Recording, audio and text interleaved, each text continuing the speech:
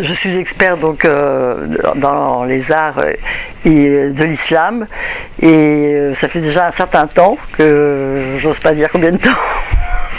Mais officiellement, j'ai été nommé expert dans les années 80 justement.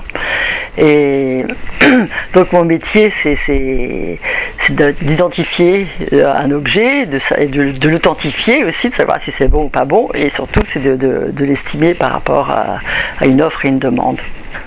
Vous avez donc tout ce qui est proche tout ce qui tourne autour du Proche-Orient, en partant donc de la péninsule arabique qui va jusqu'à Damas et un peu la Turquie. Vous avez le monde iranien, qui englobe aussi un peu le monde indien, et vous avez tout ce qui est partie Afrique du Nord et partie occidentale, Afrique du Nord, comprenant même une petite partie du sud de l'Espagne.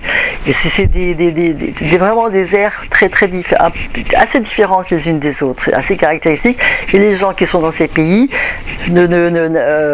achètent vraiment des objets qui correspondent à leur patrimoine, à leur pays, mais ils vont pas, par exemple l'Iranien, il va pas aller acheter un objet espagnol islamique entre guillemets, et un Marocain ou un Tunisien, il va pas non plus acheter un objet indien, sauf si c'est dans un cas précis où on veut faire un musée des arts islamiques, où à ce moment-là on est obligé de faire l'histoire des civilisations et on achète dans chaque pays, mais c'est une démarche vraiment bien spécifique des collectionneurs quand ils sont par rapport à leur patrimoine.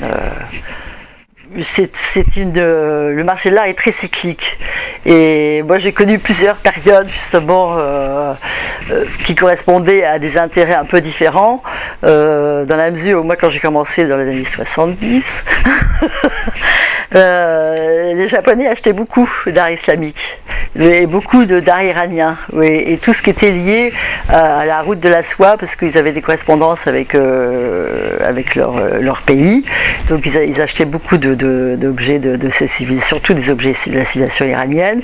Ensuite, moi j'ai connu le développement avec la période du Shah, où la grande bourgeoisie ont commencé à racheter leur patrimoine, où ça a fait une explosion. Tout ce qui était iranien à ce moment-là se vendait de façon ahurissante. Ils obtenaient des prix fous, et c'est vrai qu'après la chute du Shah, l'art persan, personne n'en voulait, et pendant 10 ans, même si c'était des chefs-d'œuvre, ça ne vendait pas au prix à laquelle ça devrait se vendre. Parce que l'intérêt des objets varie suivant l'économie des pays, en fait. Et ça, c'est très important, et on s'en rend compte vraiment dans cette spécialité, parce que donc comme je vous ai expliqué, avec la chute du Shah, plus personne ne voulait d'objets d'art d'Iraniens. Ensuite il y a eu la guerre entre l'Iran et l'Irak, et à ce moment-là c'est la Turquie qui en a profité.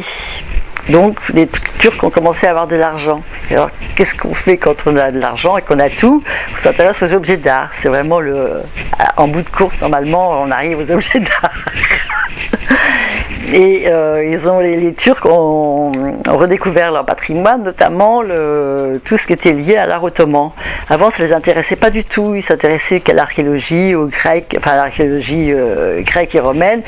Tout ce qui, moi, je me souviens quand j'étais avec les Soustiel, on avait des Turcs qui venaient nous voir, et monsieur Soustiel père voulait absolument leur faire acheter des plats disniques, et non, ils n'en voulaient pas, ça ne les intéressait pas, ils voulaient des objets grecs ou romains qui provenaient de Turquie, bien sûr.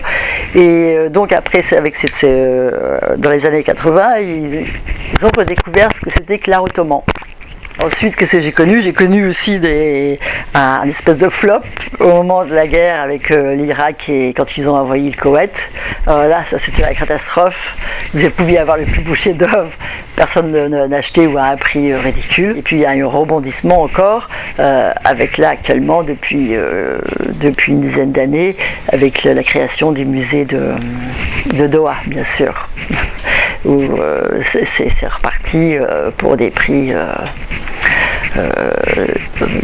ça a complètement changé le marché de l'art.